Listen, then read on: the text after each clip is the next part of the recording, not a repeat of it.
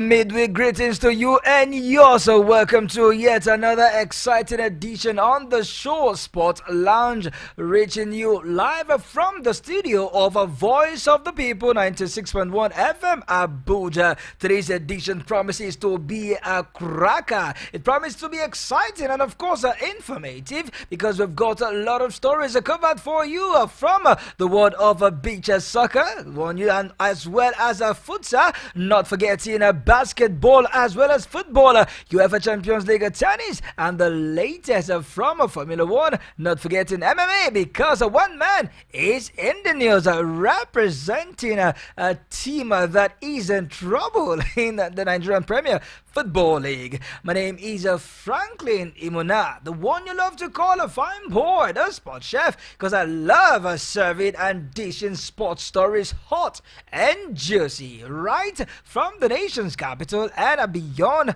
And on the show this evening, I'm not alone. I've got my partner, and together we will be driving the show. Absolutely, guys. I tell you, it's going to be exactly 1 hour. Okay, make it 50 minutes of sport extravaganza, because we're bringing you all the latest from Nigeria to Africa, and I love to say to the uttermost part of the world. I am the sport bishop, the magistrate, the pilot, the prophet, the professor, Nonso Aruzichu, and let's tell you, it is time to rumble.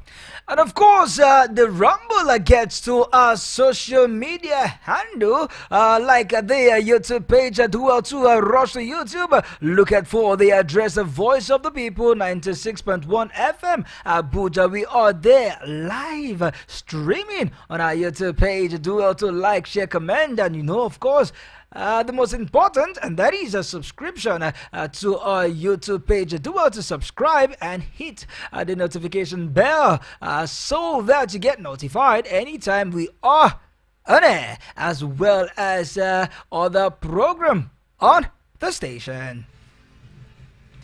Also on Radio Garden, do well to catch us live. We are right there at Radio Garden. Do well to also look out for VOP 96.1 FM Abuja. And with that, we'll welcome you to the local scene.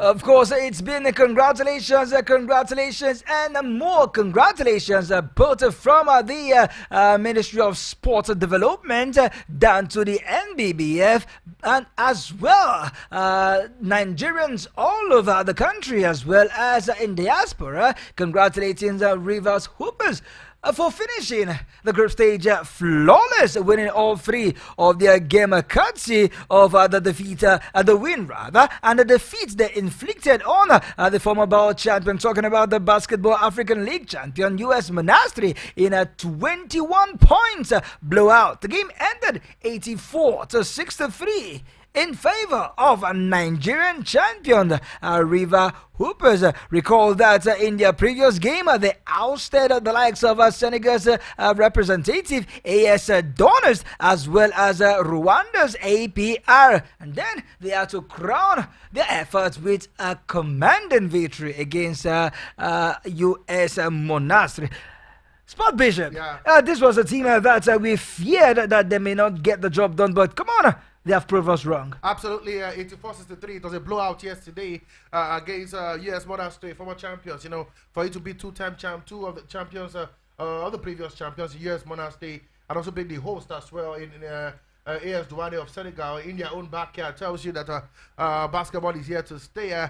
Like you say, success has got a lot of friends. We talked about the fact that the MBBF as well has reached out, trying to hail the MBBF and the Rivers Hoopers team, saying that they are showing the true statement of basketball in Nigeria. Is that true? My brother. The truth is this. This was the same Nigerian counterpart that went to the first edition and did not win the game. When the second edition did not do very well.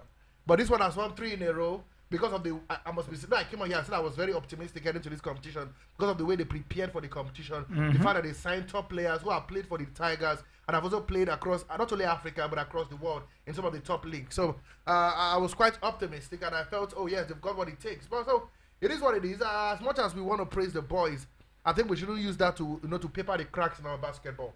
The MBBM has coming out to say the impressive achievement it shows that there's a true reflection of the effort of the MBBF to develop the game in the country. And I ask myself, if the first not a privately owned club, how did the MBBF help to to develop?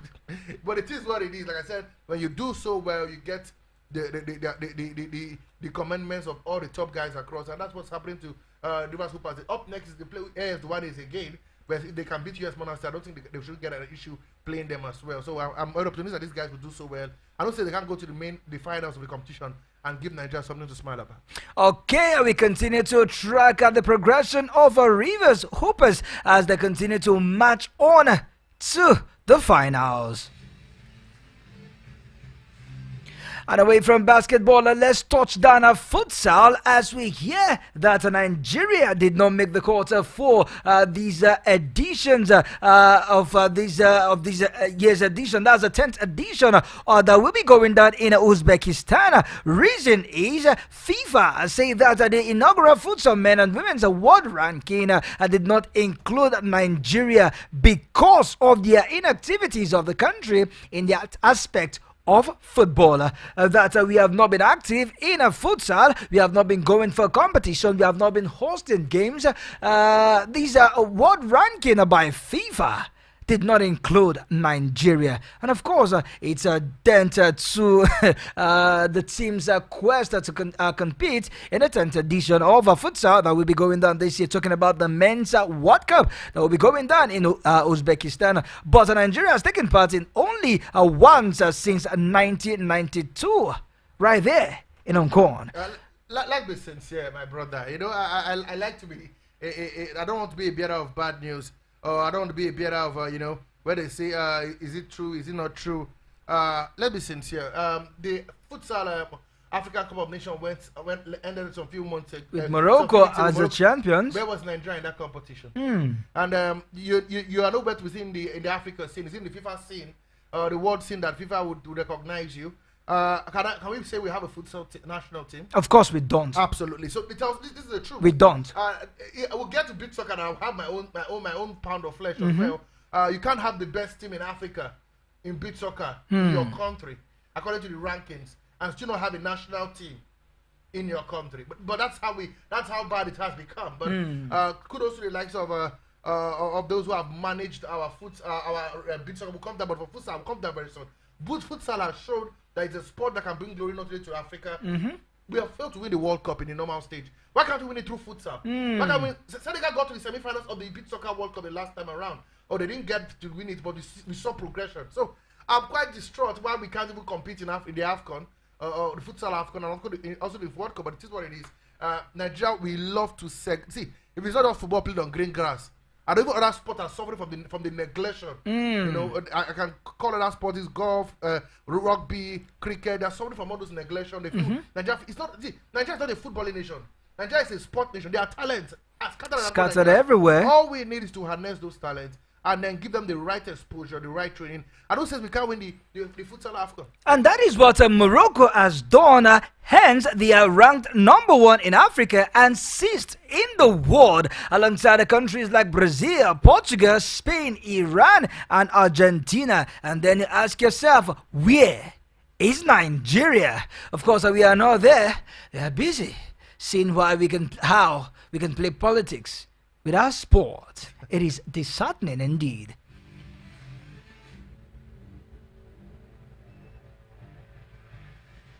And away from futsal, let's touch down the camp of the Super Eagles. As officially, the NFF have given reasons why Coach Finidi George was hired. We did talk about this morning, but it was briefly. But then we say we are going to delve into it fully today. Why? Coach Finidi George was selected, or better still, appointed ahead of the likes of Emmanuel Amunike and Coach Daniel Omokachi. Not forgetting, I won't call the foreigners, they were there, but it was something that Nigerians wanted in terms of a local coach, even though the NFF time after time insisted that they needed a foreign coach. The likes of Consecao and Dominic Torrance couldn't make it, but Finidi George did make it. And then they said, look, we employ Finidi George for continuity, for posterity, and of course because he is a compatriot Nigerian. Do you believe the NFF? If I don't believe them, was I there, to be sincere? Was I there when they were doing their... And they said he's a Syria winner with Aimba, and of course he's a local coach. Over 300 people applied for that job.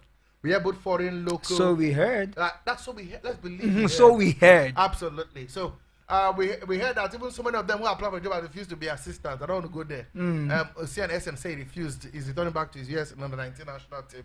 We heard this guy doesn't work at Mokachi, doesn't want Amunike. But it's his choice. But what is this? If they say he's the right choice and they're giving you the yardstick, so this man has antecedent. What is antecedent?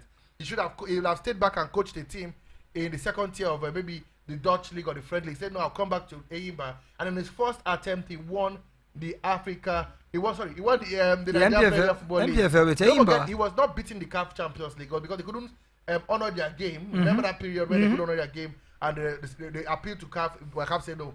They threw them out of the competition. Since then, we see the growth on this team. Right now, they're also competing. I think they are fourth or fifth on the table in the MPFL. They're also there or just about the race for the MPFL title. And there is a kind of progression in the team. So they believe this man has come to Nigeria and proved that he's a good tactician. That they saw him work under Pesero and saw the inputs he brought to the team. They said they also saw him in the last friendly game where he ended the jinx of almost 18 years since Nigeria beat Ghana in a professional game. Though he went ahead to lose to the other game, but you could see there was how do I put it now? There was light at the end of the tunnel. So they believe, why not give this guy all the support that he needs? Let there be continuity. After all, he's part of the coaching staff that won silver for Nigeria at the last AFCON. And then let's see where it goes. So I think they've given their reason, and that is why we have to support Finidi Jordan where it is doing and ensure that he gets Nigeria the ticket. We know the tide could change when he does not win the ticket or something happens. The FF could come hard on him again. Okay. But the fact that they are speaking, I hope they're speaking the same language. They're having the same vision, the same goal. And then we'll see how things pan out. Definitely, we continue to follow that news. So when the results go south, the NFF will still defend their choice in Coach Finidi George. Let's still remain with Coach Finidi George, but this time with Aimba, as we hear that Aimba former bosses say that they have joined forces with the NPFL board members to fight Kanu Wankwo-led board of Aimba Football Club. That is just not the NPFL, but it's also some former bosses of Aimba conniving. People who have been chairman of the club before. And they don't want Kanu Wankwo to succeed. I've been throwing shades on a certain fellas, Hanya Siago. Who is now the come back down. I will always come out to say it. I will always tell you too, Sport Bishop, that there's no smoke without fire. Absolutely. When we got this news, remember we had a chit chat earlier in the morning. I said, waiting for full details. There's someone like you said, there's no smoke without fire. But we want to have a full grips of what's going down in Aba to be able to take side, because as much as we want to have, as journalists we need to take side on the truth. That's why we have the rules and regulations that run the game. So if whatever he's doing is not right, the people in Aimba would have complained. But is there any reason why they are having this caucus? Fight against the kind of one cause what we don't know. Maybe, like I said, I want to hear the full details. Is there anything that he's doing that is internal, that is not against, that is not according to the books, or trying to use his clout as because he's kind of one cause do such a thing? Or is it just that the fact that the guy is too, this is Nigerian syndrome, but somebody is doing too well, and you have your own record, you don't want anybody to get past your record, so you put your hands together to somehow to bring him down. So I don't know, but I just hope that this doesn't affect the movement or the movement of the club. Why do I say so? This team are trying to get continental football. Of course. They're trying to also win the league. For the 10th time in their history. Absolutely. Their coach just got the job at the Super Eagles job as well. Everything seems to be good for them, at the moment. I just hope this also brings bitter bad blood and spills the beans, and everything becomes haywire at Aimba. Absolutely. Looking at Kanu's Wankwo first few months in office, he has indeed brought sponsors. He has indeed grown the club in terms of fan base, jersey, merchandise. He have done a lot. About his administrative wise, he got him Finidi Jordan as a coach. Ekweme, who thought he would have he brought that guy in as well into the management team, and you see what it's done. As much as we want to give kudos to what Amobi Eziago is doing with Enugu Rangers, we should need to give kudos to what Kanu Wankwo and the team is building, and the management team is doing with Aimba. But like I said, let's wait for what the issue is. There must be a bone of contention. So then I ask this question subtly: could it be the reason why that 2 point was deducted against Doma United. Going to the fans and that some people are saying, look, there's this a quest for Aimba not to do well. Let's just find a way. Match day 24. Yes. 11 match days later, you went and said something happened 11 matches ago. My issue is not with the decision of the NFF. Like I keep saying it. My issue is the timing. You know, you are coming down to the dog point when it's almost 6 games to the end of the season. That is what. When it's the business running of the season. To come, even though it may be the right decision, but people will be saying, monkey hand don't enter. So you know that kind of thing. You know? So we need to be realistic about. There's nothing. Justice delayed is justice denied for me. That's the way I see it. Absolutely. So for them to delay it so long a time to come now, and Eba has a reason to say to do what they're doing and to say what they're saying. Absolutely. And away from Aimba, before we touch down on what's going down with the Sunshine Stars team, both male and female, we hear that the Riot Act have been read by the Ondo State Commissioner for Youth Development and Sport, Honorable Saka Yusuf Ogunleye. But not only that, he has also promised to improve the welfare of players and backroom staff to enhance their productivity towards the end of the season, since they didn't do this. 070-0010-961-961 070-0010-961-961. Keep your calls coming, your comment coming on the show. Let's know what your take on the topics we have discussed, the stories rather, that we have discussed so far. And the biggest one that will be going down later tonight, the UEFA Champions League. Spot Bishop, I'm going to do you well. I'm going to improve your welfare package. In fact, if you stay in the NPFL, you are going to get extra largesse. Is this coming too late for Sunshine Stars, or is the best motivation at the tail end of the season? It's what I realized that in the NPFL, the biggest motivation to this players is money, and it has always worked. It has because the players know that if it was abroad, you said there are better things you could have done because these players get their salaries and spend due. The economy is quite suitable, you know. An average footballer in Europe is a big boy, so I think it's the way to go. I think the biggest thing he said that got me happy was the fact when he said clearly that for all those who were injured and abandoned and who felt that the club had let them down, he has approved that the medical bills be paid back to these players, their wages be paid to them, and ensure that they are in the good stead ahead of the knock. It's 6 more games, man. It will be sad that the Sunshine Queens goes down and then the Sunshine Stars joins them. And I think that is both teams. Absolutely. That is why he's working around the clock. Talking about Yusuf, to ensure that at least let them keep Sunshine Stars in the league and then maybe work out the permutations to get the Sunshine Queens back into the NWFL. So I think it's the right. It's not. No, see, never later than never, like they say. Always never later than never. So it's better he comes in now. If it doesn't work out for them, fine. We put our hands in the air and say at least we gave it our best shot. We hear that as part of the preparation for the upcoming 2024 Under-17 World Foot Championship, the Nigerian Football Association have concluded plans for the Under-17 teams to face Ghana in a World Cup game. Absolutely. Ghana Jollof. This time not the senior national team, but at the cadet level, Under-17. Is it a good friendly game? Not a good game. It's a fantastic friendly game. Because if you look at the fact that Nigerians are, what are we playing? Academies. We're playing, I think yesterday was the early hours of this morning, I think they were playing the National Stadium, the main bowl, and they said it was Blackpool FC. And they looked more like Blackpool in the championship. Absolutely. But come on, maybe it's the academy in Nigeria, man. Come on. But at the end of the day, I think this is a country that means business. You want to go for a tournament where you play the best of Africa. Why not play national team and test your strength? So good one for Nigeria. They will be playing Ghana as they prepare for Nigeria in the Wafubi tournament. Don't forget, like I said, that's going to be a prerequisite, a qualifier. For the team that will make it, only 2 teams will make it to the CAF or the 17 Nations Cup, which is the winner and the runner-up. So of course. Out of this 7 teams, because 4 and 3, 7 teams that there only 2 can make it, and so they are doing all it can, putting all the works on the board to ensure that Nigeria makes it. I hope Nigeria takes the same initiative and get the team a proper friendly. We've seen our Super Falcons, Super Eagles play friendlies against academies. Yeah, they're winning 11-1. 9-1. And they go to tournament and it's a different ball. and the struggle to score. Just so you know, Nigeria is also placed alongside Burkina Faso, Togo, and defending champions, Nigeria.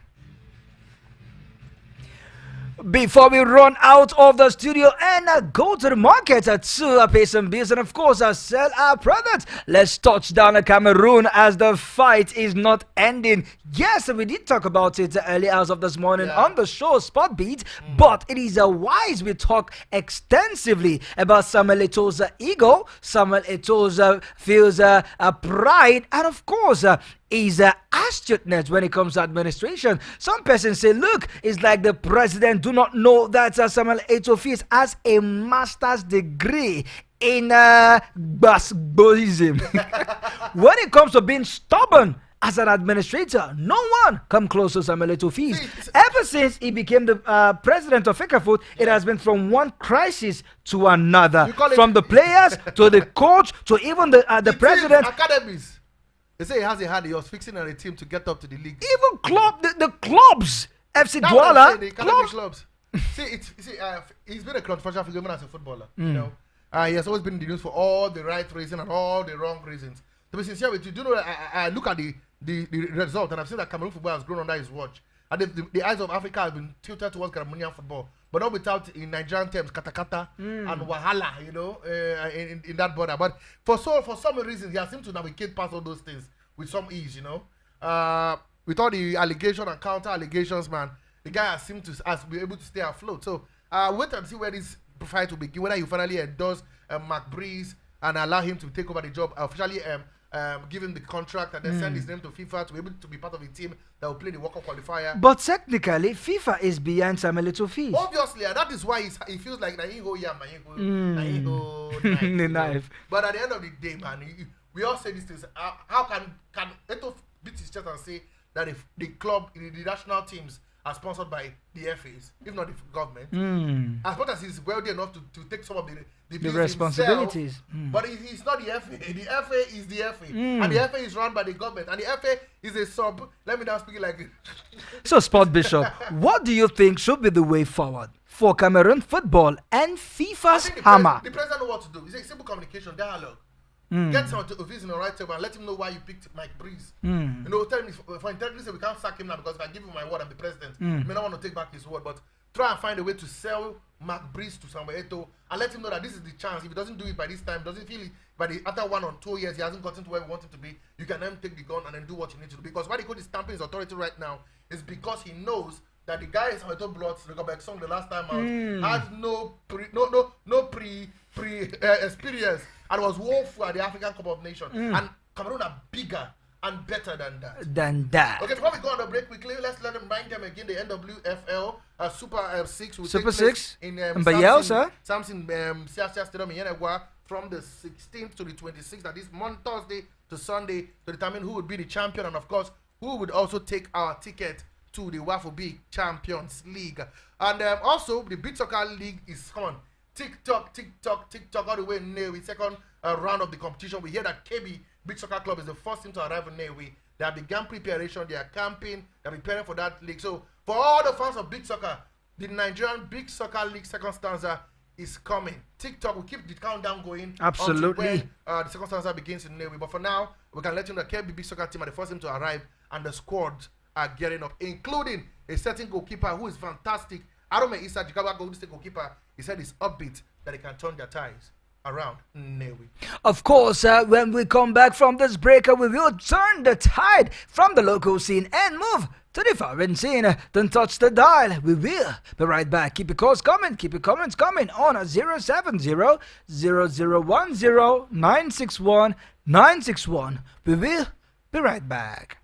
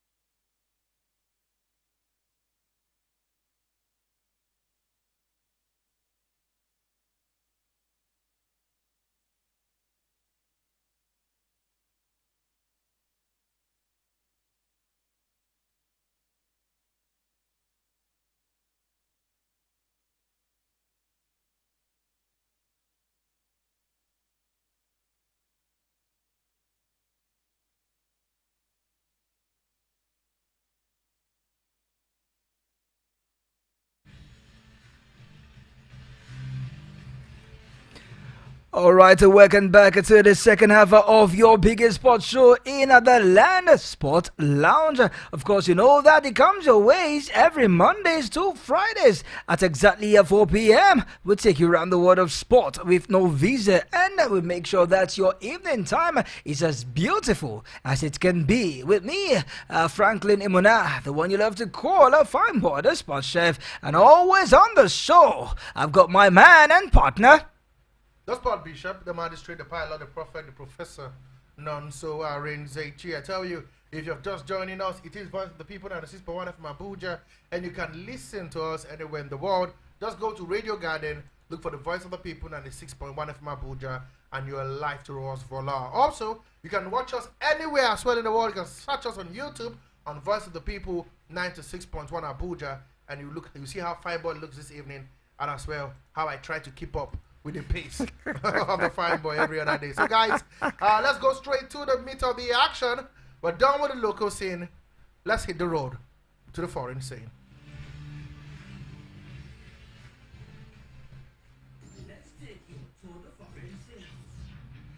All right, and from the foreign scene, we've got stories from you concerning the World Cup ball of Diego Armando Maradona that was stolen. It has finally been recovered, and it's set for auction. Yes. Why did I give it to the family?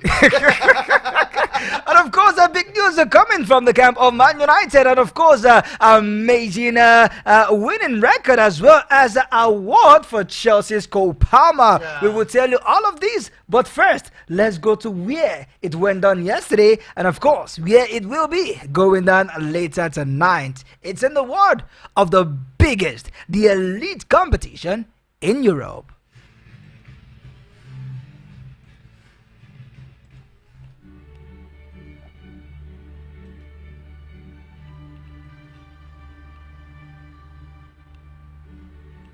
Feel the energy. Feel the tension and the fever.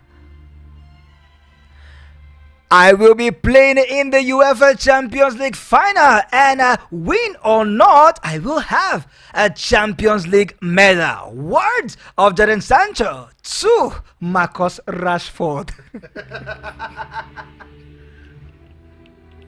And the sport bishop laughs. He said, come on, fine boy, why are you like this? But it's the truth. It's the truth.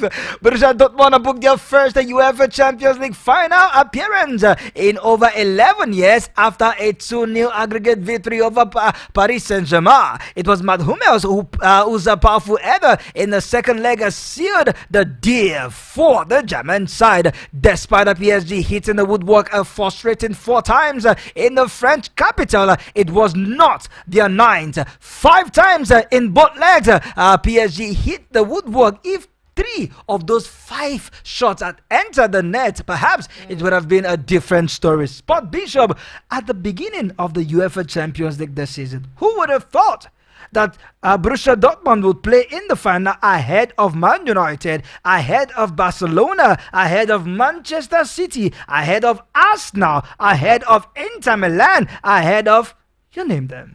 Okay, guys, before I delve into all the nitty-gritties of what happened yesterday at the Parc des Princes, we now know that Dortmund, like he said, have reached the final in the UEFA Champions League for a 3rd time in the competition, 1996, 1997, 2012, 2013, and the last one was where?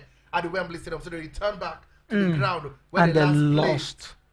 They been played by Mick again and we beat them. And they could be played back time. But for Paris Saint-Germain, to tell you how bad it was for them. Not that they didn't play so well, like we did say. They had 30 shots yesterday night, the highest tally on record since 2003, 2004 season without scoring for a team in the UEFA Champions League knockout stage. They hit the woodwork 4 times and also most record in a knockout stage match. So 30 shots, guys, but yet they fired blank. With a player like Ousmane Dembele, Kylian Mbappe, Goncalo Ramos, Brocola, Vitinha, Marcos Asensio. You can go on and on. But they were sent to Asensio. Brian Lewis. Ruiz was also there, and they had to look at the bench, and they saw a certain Colomwani.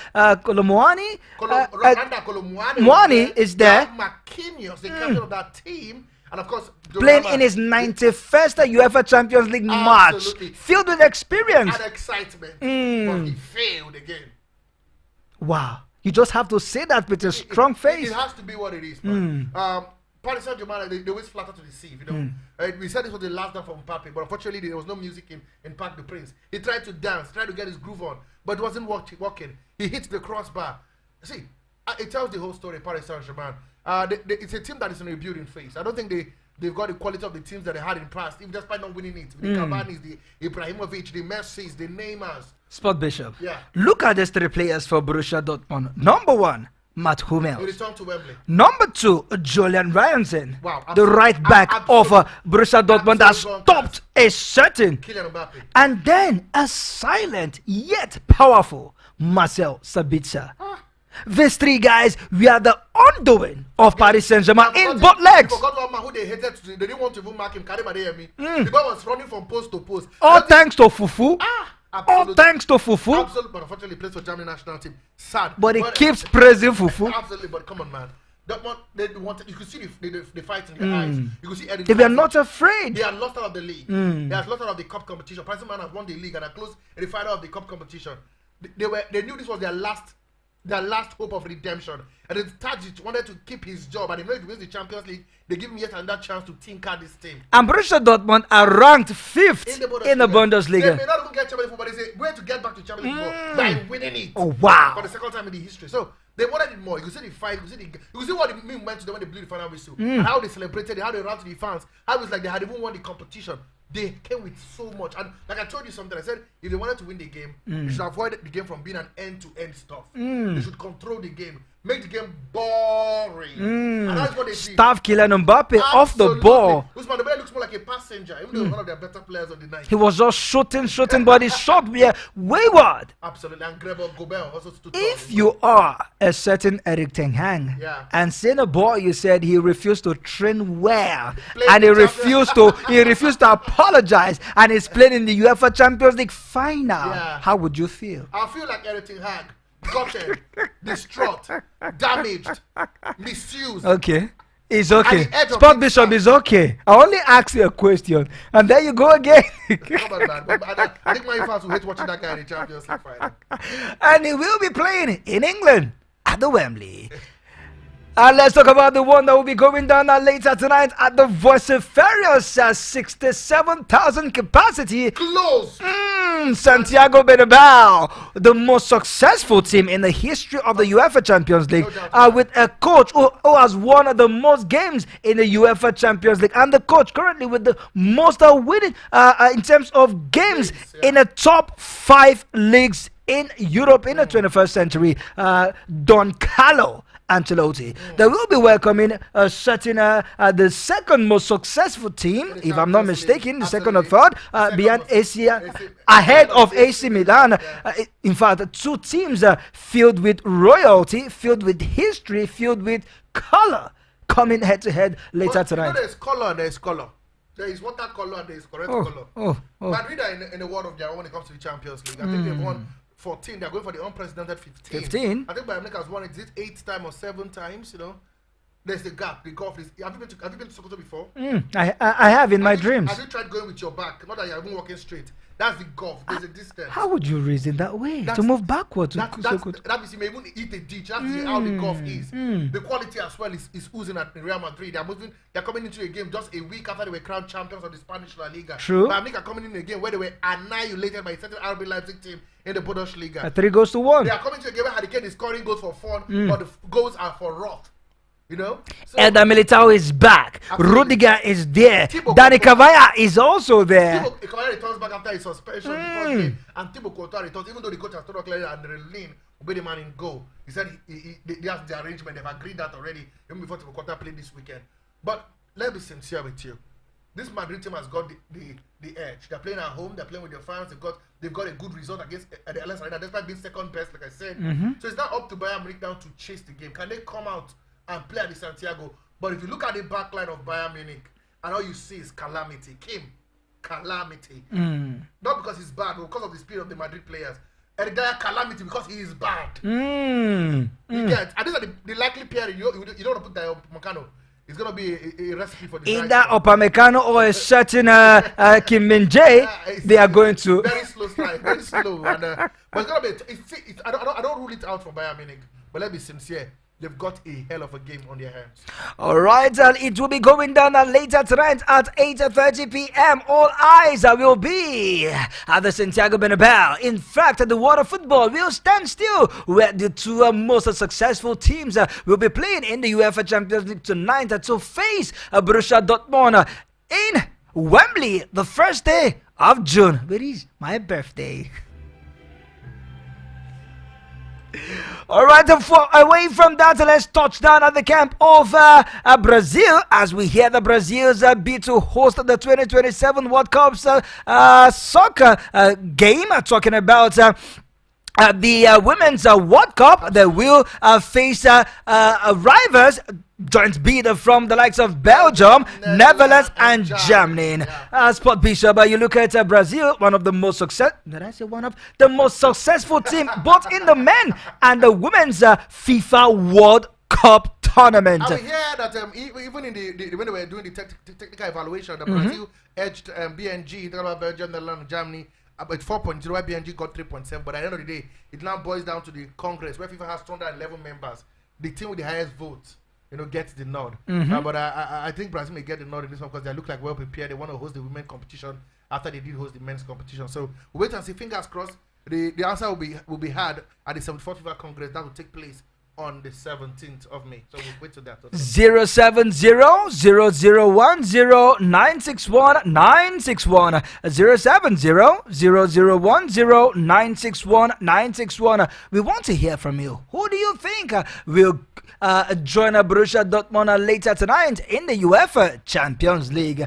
Who stole Diego Armando Maradona Golden Balls trophy is not the biggest question, but the biggest answer or the biggest statement is this trophy has been recovered and it has been set to be auctioned. Sport Bishop, are you bidding? I don't think so. I can't afford it. But we hear it's gonna be up for auction in Paris, France, on the 6th of June, where football lovers who wants to keep all this memorabilia to have hold of that golden ball. Don't forget, there was when he won the 1986 World Cup. So, absolutely. The man is late, so it gives more importance and gives it more significance. So more money could be made from that auction. And I'm happy for my own joy that I'm happy that finally the thief or the theft, guy who participated in the theft have been found.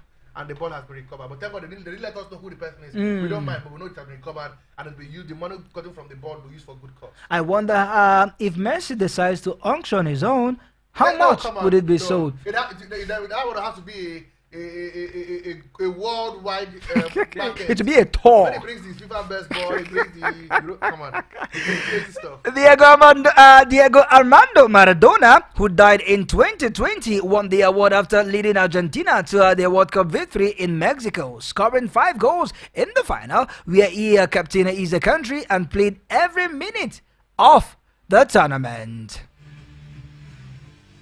Alright, if you are a Manchester United fans, good news as we hear that Man United have been named the most valuable football club with 20 Major League Soccer team in the global top 50.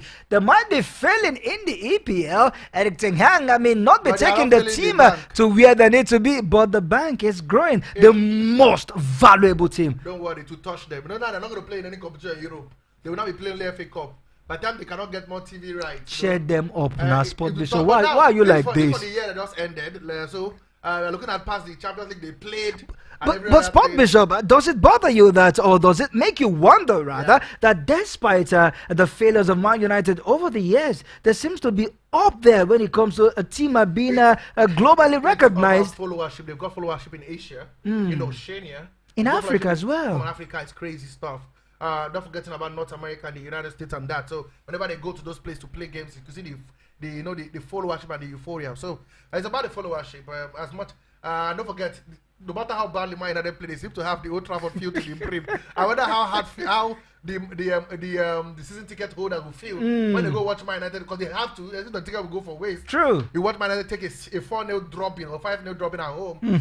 It's painful, excruciating, but this is what you get, man. But the good thing is that the books is saying the good thing, and that is why we now know why the the Glazers family are not ready to sell anytime, so they can only give you a part of it. Go and run it. And they say we die here. They say we cannot run the club. But yeah, Inuas and Jim Ratcliffe go and run. Go ahead, but we will be at the background.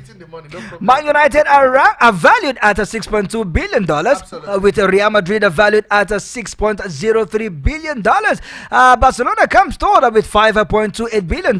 Liverpool are fourth with $5.11 billion. And Bayern Munich ranked fifth with $4.8 billion. No Chelsea, no Arsenal, no Manchester City, no Juventus. Perhaps they are in the top 10.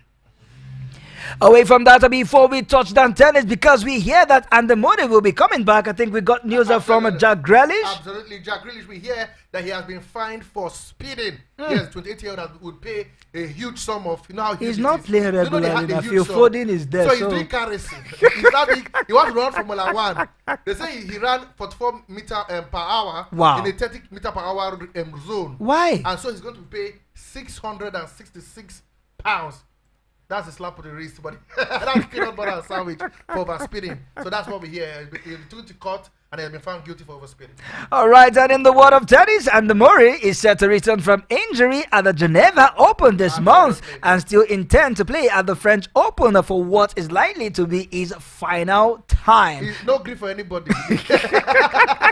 Hip injury or not, he's got to play. He said he's going to return back on the 18th of May in the Geneva Open in Switzerland, and hopefully he gets to play. If there's anything I love about Andy Murray, Sport Bishop, is his heart. Despite the failures, despite the injuries, the surgeries, he's ranked number 50 in the world. At what point he was ranked number 2? At some point, he was ranked over 300 and he kept on climbing. He never says never, and I'm happy for him. Seriously, I'm happy for him.